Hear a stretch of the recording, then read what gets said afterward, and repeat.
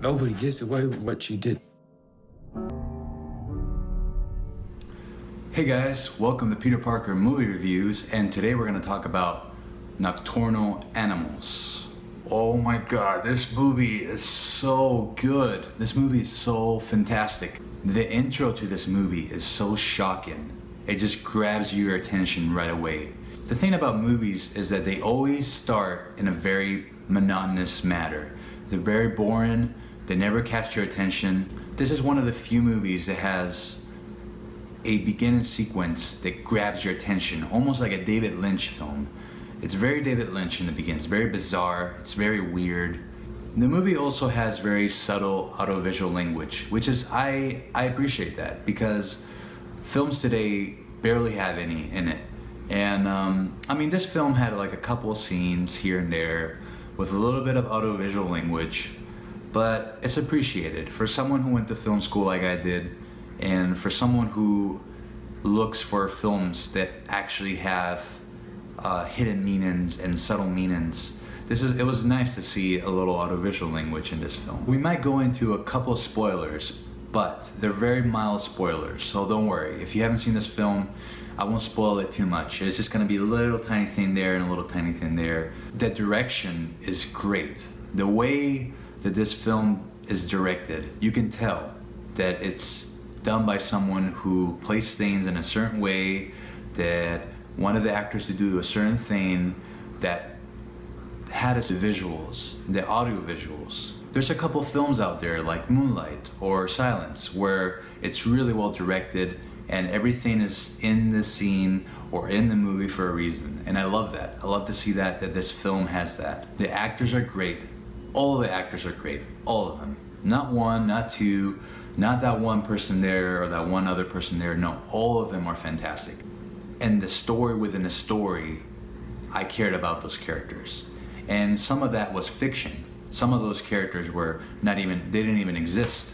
And it was cool to see how you kind of like, or you kind of grow to love the characters within the characters of the film. I thought that was really interesting. So as you know, the story is a little weird. It's basically a woman that got a novel from his ex-husband, where we have the reality of the book, which is not a reality. It's kind of a distortion of the reality.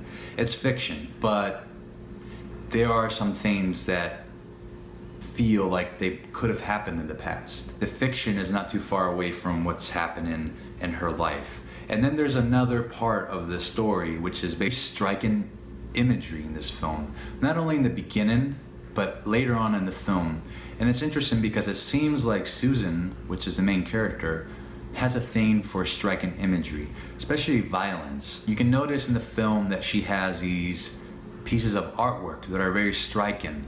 Not only nudity, there's a sculpture of a bull that's killed by a bunch of arrows, or there's a picture of a man with a gun aiming at another man who's smiling looking at camera. There's all these like things in the film that are very striking. I'm not sure if it's meant to show you the internal struggle of the character, because our main character also goes through insomnia. She basically never gets to sleep, which is why the title is called Nocturnal Animals, which was like a joke that the ex-husband used to do with her. The sound design is incredible in this film. I love the sound design. It's so interesting that we have a film that uses suspense and uses a psychological thriller in a way where they use sound to kind of put tension into you. And that's another thing about this movie that's really fantastic, is that it builds tension, and it builds and it builds, and this tension, you can feel it in your throat, you can feel the knot in your throat. There's a part of the movie where it really reminds me of Funny Games, because you see these characters in the book and the fiction where they're basically mistreating or being very violent towards the characters in the book. Let's just say that the bad guys are being really terrible or being really violent towards the good guys. Let's not spoil anything yet. But basically the bad guys are basically torching the good guys. And for a second there, it reminded me of Funny Games, where you want to go in the screen and you want to punch those fucking bad guys in the face and be like, you guys are fucking assholes. Like that's how really committed and invested I was in these characters. It's amazing. It almost felt like the characters, the bad guys, were gonna look in the camera and be like, so what you gonna do about it? The villain, oh my God, the villain is so creepy. The bad guy in the book is just, holy shit. This is a sociopath and a psychopath. I mean, there's a part in the movie where he says, yeah, I have fun killing people. It reminded me of that one character from Funny Games, which is like basically the same guy. The editing was really well done, and the directing was fantastic. It was done in a way where you never really got bored, and you always wanted to see what came up next. What happened next in the book? What happened next in reality? What happened to Susan? Is Susan part of this book? Did it really happen? I don't know. I want to see what's going on. So it just kept you going and going. There's another thing in the movie where the ex-husband says, I like your eyes. They reminded me of your mom's. You have sad eyes. And in a movie like this, you're like, okay, that piece of dialogue was weird. What is that piece of dialogue trying to say? And I kept thinking that the more you watch the movie, the more you understand why he said it. And the more you understand Susan, the more you understand her character. And it's so interesting to watch that the last shot of this movie explains why that makes total sense, why the ex-husband said that. I have to say that the worst thing of this film is the music.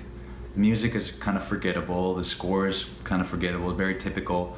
But it didn't ruin the movie. It was just one of those music scores where it's in the background and doesn't add much.